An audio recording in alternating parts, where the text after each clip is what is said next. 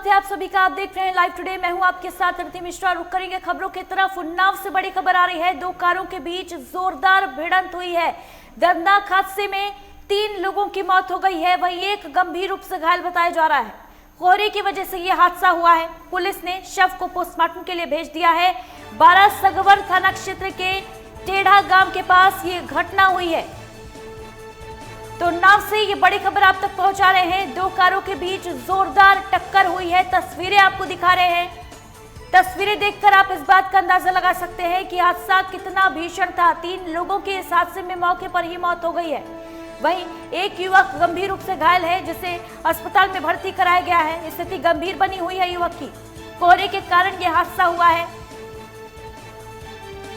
Police ने शवों को पोस्टमार्टम के लिए भेज दिया है। बारासगवर थाना क्षेत्र के टेढ़ा गांव के पास ये सड़क हादसा हुआ है। विजिबिलिटी लो होने की वजह से सड़क हादसों में इजाफा हो रहा है। उन्नाव से ये बड़ी खबर आपको बता रहे हैं। दो कारों के बीच जोरदार भिड़ंत की घटना सामने आई है और इस हादसे में 3 लोगों की मौके पर ही मौत हो गई, वहीं एक गंभीर रूप से घायल है।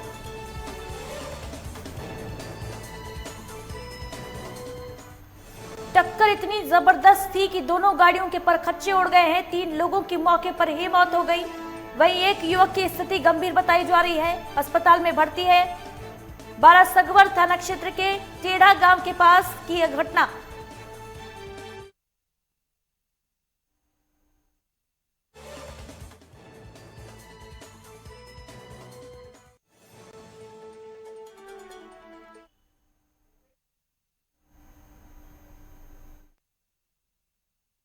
तिवारी हमारे सहयोगी उन्नाव से इस पूरी खबर पर हमारे साथ जुड़ रहे हैं तमाम जानकारी के साथ। उपेंद्र, दर्दनाक सड़क हादसे का मामला सामने आया है। 3 लोगों की मौत हो गई है। क्या अपडेट है आपके पास? जी, आपको बता दें कि उन्नाव में कोहरे का कहर देखने को मिला है। कार और स्कॉर्पियो के आपस में जबरदस्त भिड़ंत हुई। इस भिड़ंत में 3 लोगों की मौके पर ही मौत हो गई, वहीं एक गंभीर रूप से घायल है। इस पूरी घटना में पुलिस की लापरवाही देखने को मिली है। पुलिस की देरी से पहुंचने के चलते सही से उपचार नहीं मिल सकता और रेस्क्यू ऑपरेशन भी देर से शुरू हुआ है। जी, तमाम जानकारी के लिए बहुत बहुत शुक्रिया आपका उपेंद्र।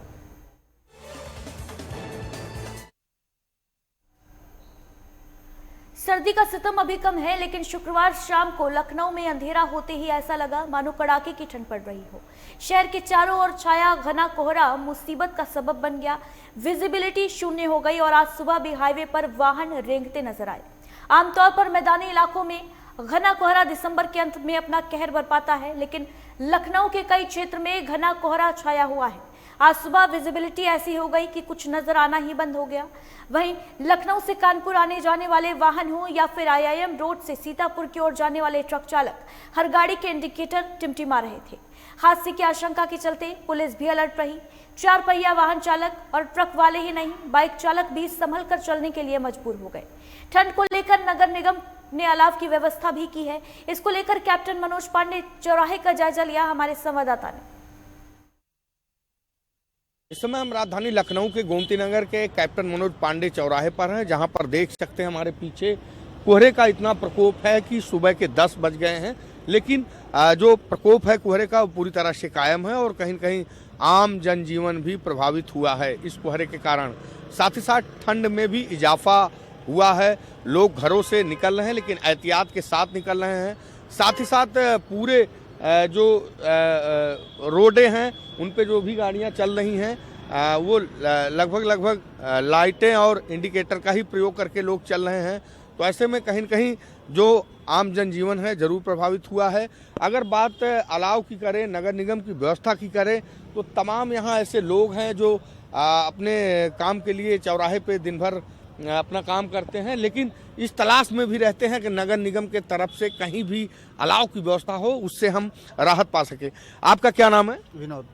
विनोद जी, कहीं यहाँ पे नगर निगम की तरफ से अलाव की व्यवस्था की गई है? कैप्टन मनोज पांडे नहीं, गोमती नगर में कहीं भी नहीं की गई है। जी, गोमती नगर में कहीं भी नहीं की गई है। कहीं भी नहीं की है। ठंड है कोहरे के कारण? बहुत ज़्यादा है जी, बहुत ज़्यादा है।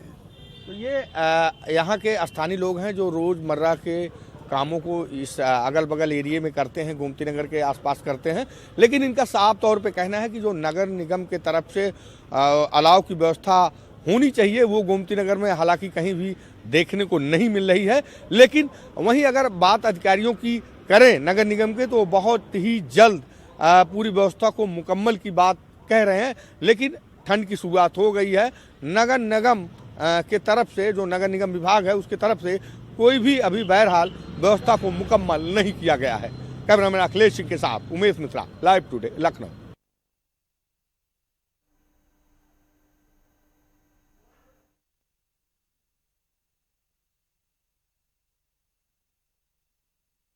लखनऊ में कोहरे का प्रकोप लगातार जारी है। ठंड में इजाफा होने की संभावना भी मौसम विभाग जता रहा है। आने वाले 2 दिनों में ठंड से कोई राहत मिलती लखनऊ वासियों को नजर नहीं आ रही है।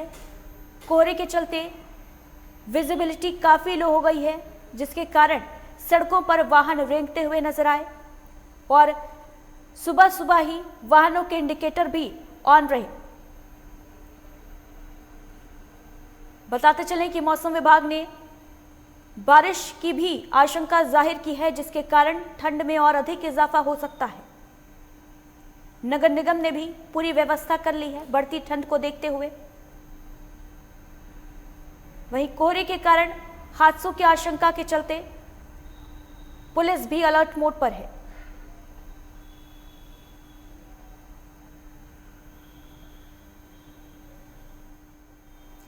पूर्वांचल के दौरे के बाद आज से मुख्यमंत्री योगी आदित्यनाथ पश्चिमी यूपी के दौरे पर जाने वाले हैं।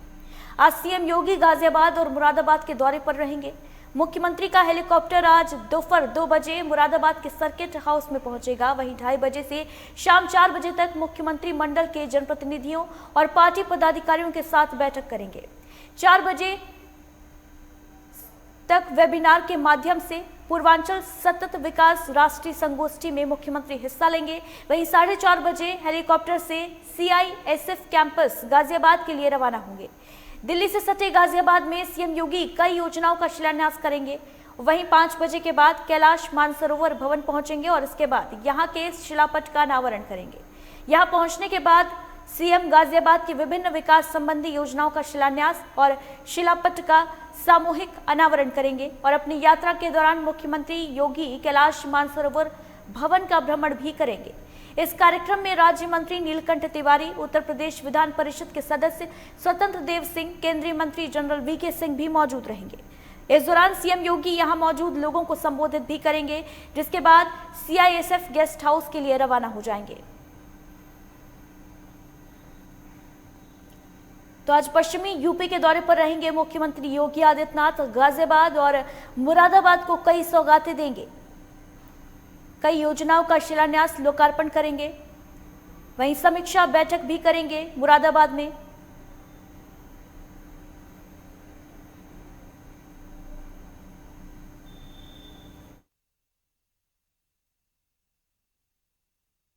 मुरादाबाद से हमारे सहयोगी संजय मणि फोन लाइन पर मौजूद है तमाम जानकारी के साथ। संजय, आज मुख्यमंत्री योगी आदित्यनाथ मुरादाबाद के दौरे पर आ रहे हैं, क्या कुछ अपडेट देना चाहेंगे? कितने बजे तक दौरा जो है वो प्रस्तावित है? क्या कुछ तैयारियां की गई हैं और किन कार्यक्रमों में शिरकत करेंगे मुख्यमंत्री?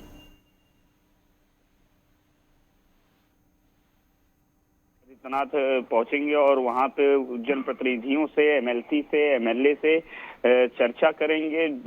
सूत्रों के हवाले से बताया जा रहा है कि 2022 के चुनाव को लेकर आज बैठक की गई है, जिसमें भाजपा के सभी जनप्रतिनिधि और कार्यकर्ताओं, प्रमुख कार्यकर्ताओं की बैठक की जाएगी।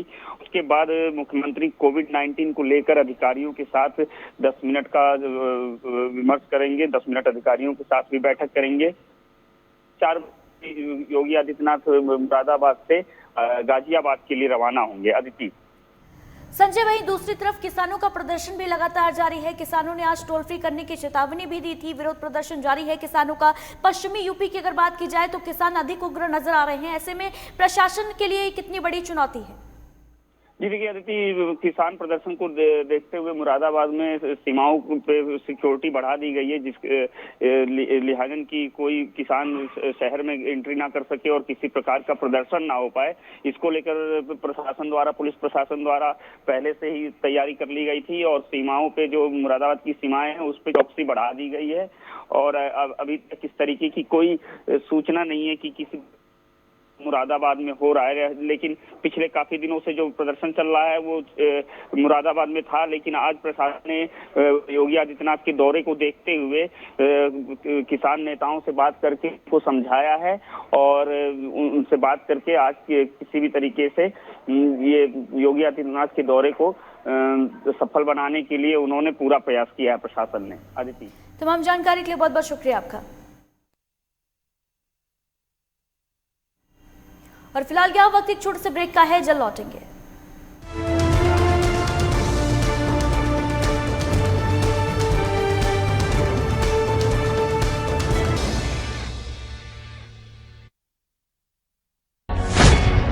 कानूनी दांवपेच में उलझी जिंदगी, इंसाफ की आस में लंबा इंतजार, अदालतों पर बढ़ता बोझ,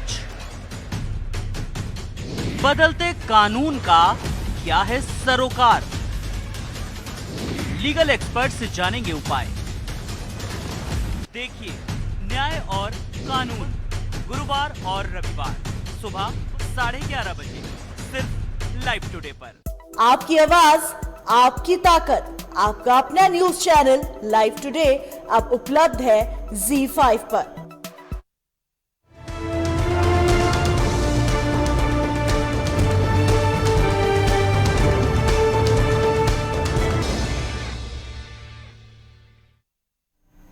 ब्रेक के बाद स्वागत है आपका। उन्नाव से बड़ी खबर आ रही है, लीकेज से सिलेंडर में आग लगी है। आग ने 3 घरों को अपनी चपेट में ले लिया है।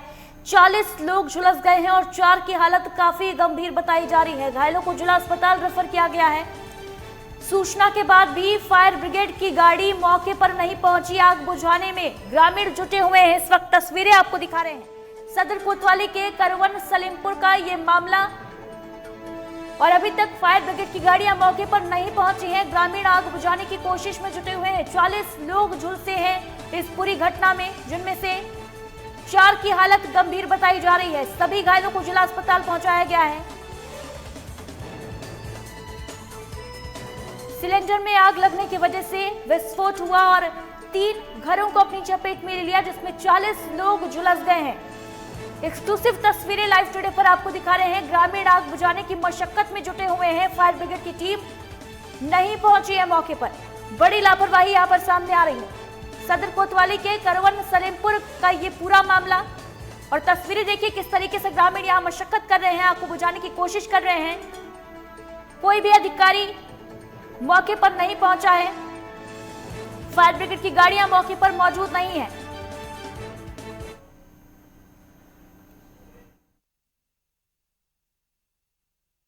उपेंद्र त्रिपाठी हमारे सहयोगी इस पूरी खबर पर हमारे साथ लाइव जुड़ रहे हैं। उपेंद्र, क्या कुछ अपडेट है आपके पास? बड़ी घटना यहां पर सामने आ रही है। सिलेंडर में आग लगने के बाद कई लोग झुलसे हुए हैं, क्या अपडेट है मामले पर? उन्नाव का की सदर कोतवाली के सलेमपुर का मामला है, जहां पर एक बड़ी घटना सामने आई, जिसमें एक लीकेज सिलेंडर में आग लगी है। कहीं ना कहीं जिला प्रशासन की इससे बड़ी लापरवाही देखी गई। जिला प्रशासन को सूचना मिलने के बाद भी अब तक भी जिला प्रशासन नहीं पहुंचा है। आग बुझाने में पारिवारिक जन समेत ग्रामीण टोटल लगभग 40 से अधिक लोग झुलसे हैं। कहीं ना कहीं ये जिला प्रशासन की दमकल केंद्र की बड़ी लापरवाही है। सूचना के बाद भी लगभग 6 घंटे गुजर चुके हैं सूचना देने के बाद, लेकिन अब तक कोई भी अधिकारी वहां नहीं पहुंच पाया है। ये बड़ी लापरवाही प्रशासन की। जी उपेंद्र, किस वक्त की ये घटना बताई जा रही है? कितना वक्त हो चुका है अधिकारियों को सूचित किए हुए? लगभग 5 से 6 घंटे हो चुके हैं। सुबह 5:30 बजे की घटना है।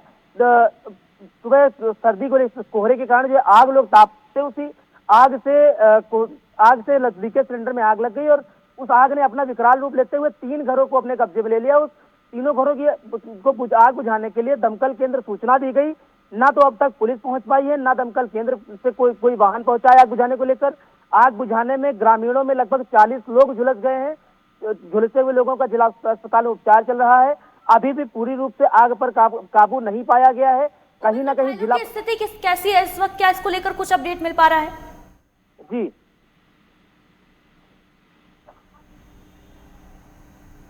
उपेंद्र, घायलों की स्थिति कैसी है इस वक्त? इसको लेकर कुछ जानकारी है?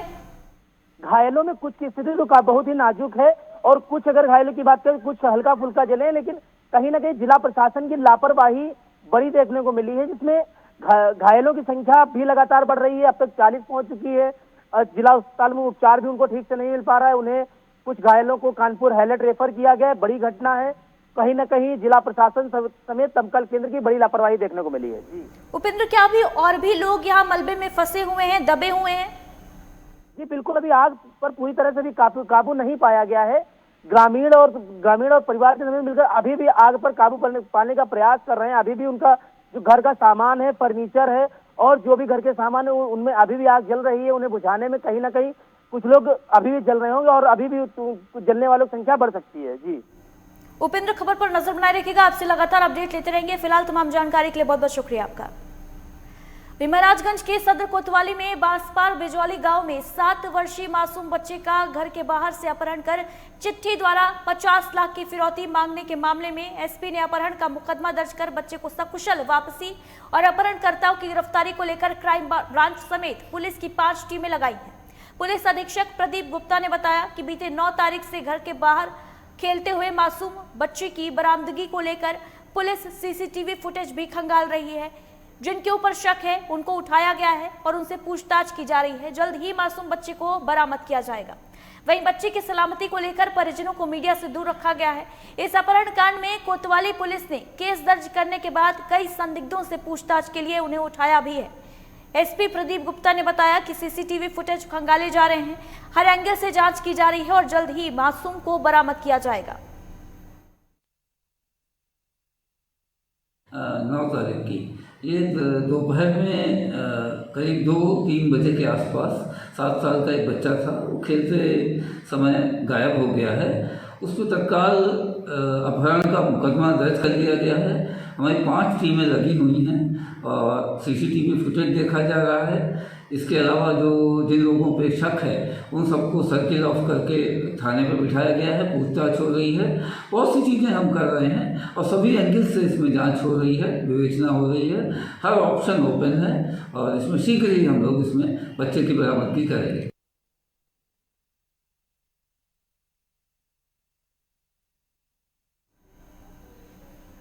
लखीमपुर खीरी में दुधवा टाइगर रिजर्व के जंगलों से निकला एक टाइगर ने गन्ने के खेत में डेरा जमा लिया है, जिससे किसानों में हड़कंप है। मामला लखीमपुर खीरी के भीरा रेंज के डिमरौल गांव का बताया जा रहा है, जहां दुधवा टाइगर रिजर्व के जंगलों से निकले टाइगर ने गन्ने के खेत में पिछले 5 दिनों से डेरा जमा रखा है।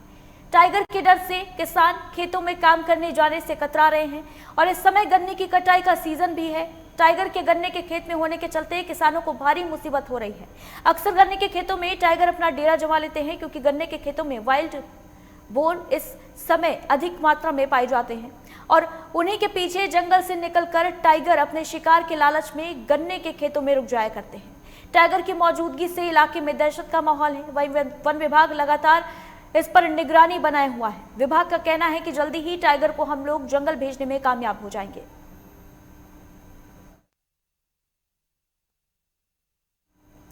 वहीं रामपुर में ठंड और कोहरे के चलते अव्यवस्थाओं को चेक करने के लिए जिलाधिकारी अनंजय कुमार सिंह ने जिला अस्पताल का औचक निरीक्षण किया, जहां जिलाधिकारी ने कहा कि कोहरे और ठंड के चलते व्यवस्थाओं को चेक करने के लिए जिला अस्पताल का निरीक्षण किया, जिसमें कुछ कमियां पाई गई, उनको दुरुस्त कराएंगे और इसके लिए निर्देश दिए हैं। कल दिन में सिटी मजिस्ट्रेट व्यवस्था को देखकर उसको सुनिश्चित कराएंगे। इसमें खास तौर से रैन बसेरे की व्यवस्था है, उसको ठीक करना, कोविड-19 के चलते जो व्यवस्था है और जो तैयारियां होनी चाहिए, जिस तरीके से होनी चाहिए, उन सब की व्यवस्था, इन सब को रिव्यू करेंगे और ये सब पहले भी किया है, लेकिन अभी व्यवस्था में कुछ ढिलाई नजर आ रही है। कल दुरुस्त करा देंगे। रैन बसेरा जो प्रॉपर है, जिस तरीके से चलना चाहिए उस तरीके से नहीं है और उसमें जितनी व्यवस्थाओं का निरीक्षण किया गया था, जिस समय विजिट किया गया था और मजिस्ट्रेट के द्वारा भी विजिट किया गया था, वो व्यवस्था ही नहीं मिली। इसके अलावा अस्पताल में जो एक क्लियर कट सेपरेशन होना चाहिए वो भी नहीं है और हॉस्पिटल में कंपलसरी किया गया था कि हॉस्पिटल में बिना मास्क के कोई एंट्री नहीं करेगा, इसमें भी ढिलाई पाई गई है।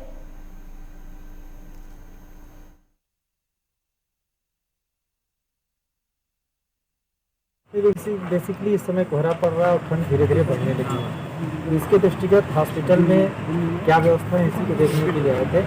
व्यवस्था में कुछ कमियां पाई गई, उसको दुरुस्त करने के लिए बोल दिया है उसको ठीक कराएंगे। कल हमारे सिटी मजिस्ट्रेट खुद ही दिन में इस व्यवस्था को देखकर सुनिश्चित कराएंगे और ख़ास तौर से जो रैन बसेरे की व्यवस्था है उसको ठीक करना, कोविड के दृष्टिगत जो व्यवस्थाएं हैं और जो सेपरेशन होना चाहिए, जिस तरीके से होना चाहिए उन सब की सेपरेट व्यवस्था, इन सारी चीज़ों को फिर से रिव्यू करेंगे। इसके पहले भी किया है लेकिन अभी व्यवस्था में कुछ न कुछ थोड़ी ढिलाई दिख रही है, उसको हम कल दुरुस्त।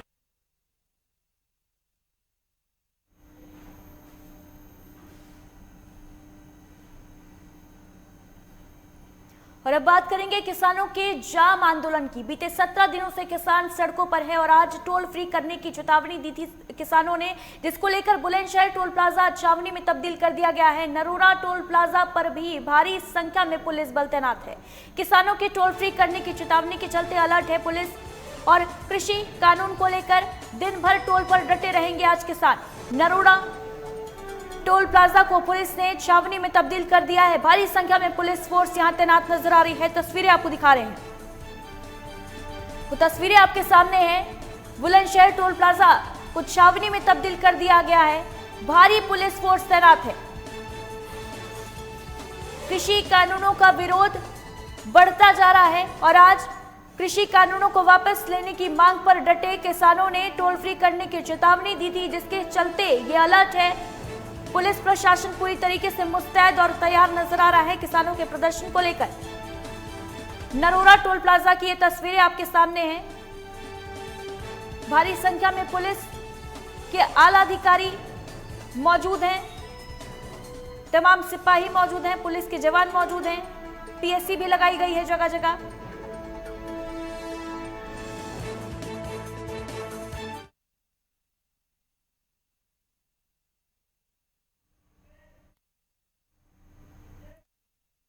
मुकेश कुमार हमारे सहयोगी बुलंदशहर से इस पूरी खबर पर हमारे साथ लाइव जुड़ रहे हैं।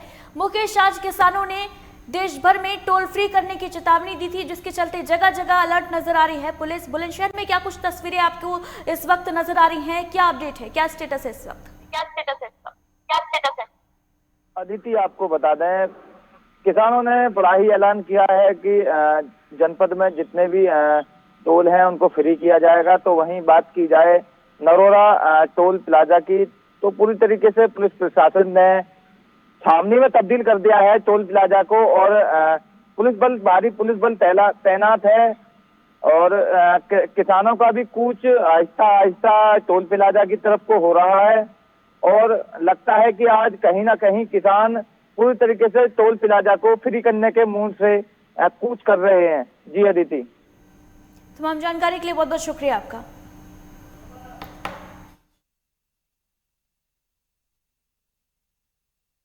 बुलंदशहर की नरोरा टोल प्लाजा पर भारी पुलिस फोर्स इस वक्त तैनात है। किसानों ने टोल फ्री करने की चेतावनी दी थी, जिसके बाद से उत्तर प्रदेश में पुलिस प्रशासन पूरी तरीके से अलर्ट नजर आ रहा है। आगे बढ़ेंगे खबरों में। बरेली के आयुष ने पूरी दुनिया में देश का नाम रोशन किया है। आयुष ने अफ्रीका की सबसे ऊंची पर्वत चोटी पर किलिमंजारो पर तिरंगा फहराया। लॉकडाउन के बाद आयुष पहले भारतीय हैं जो किलिमंजारो पर फतेह हासिल किए हैं और अफ्रीका के ग्लेशियर में ज्वालामुखी पर्वत की सबसे ऊंची चोटी पर तिरंगा फहराने वाला ये युवा बरेली का आयुष है। -25 डिग्री तापमान पर किलिमंजारो पर्वत पर तिरंगे को लहराकर आयुष ने देश का नाम रोशन किया है और ऐसा करने में आयुष को लगभग 4.5 दिन का समय लगा। आयुष के मुताबिक अपने लक्ष्य को पूरा करने के लिए वो 24 घंटे में से सिर्फ 3 से 4 घंटे ही सोते थे। बर्फीला रास्ता और जानलेवा सर्द हवा से जूझते हुए आयुष ने लक्ष्य को प्राप्त किया। किलिमंजारो पर्वत की ऊंचाई 5,895 मीटर है, जिस पर फतेह हासिल की है बरेली के आयुष ने। मौसम बहुत ख़राब था, स्नोफॉल कंटिन्यूसली हो रहा था और काफ़ी ठंड थी। अप्रॉक्स -30 -25 के आसपास टेम्परेचर था। तो दिक्कतें तो काफ़ी आ रही थी, लेकिन जो मेरे गाइड थे जिन्होंने हमेशा से मुझे आगे पुश करा, 360 एक्सप्लोरर्स के आनंद बंसोड़े सर, जो कि माउंट एवरेस्ट चढ़ चुके हैं, उनसे मुझे जो गाइडेंस मिली, जिस तरीके से उन्होंने मुझे आगे प्रोत्साहित करा और बताया कि विषम परिस्थितियों में भी कैसे मुझे आगे बढ़ना है, उससे मुझे काफ़ी हेल्प हुई और आखिरी तक मैं लड़ता रहा और अपनी लक्ष्य तक पहुंचा।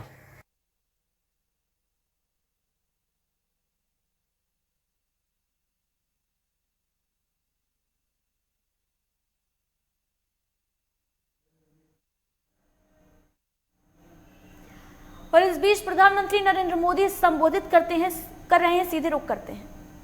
कंपटीशन के लिए आज अवसरों की एक प्रकार से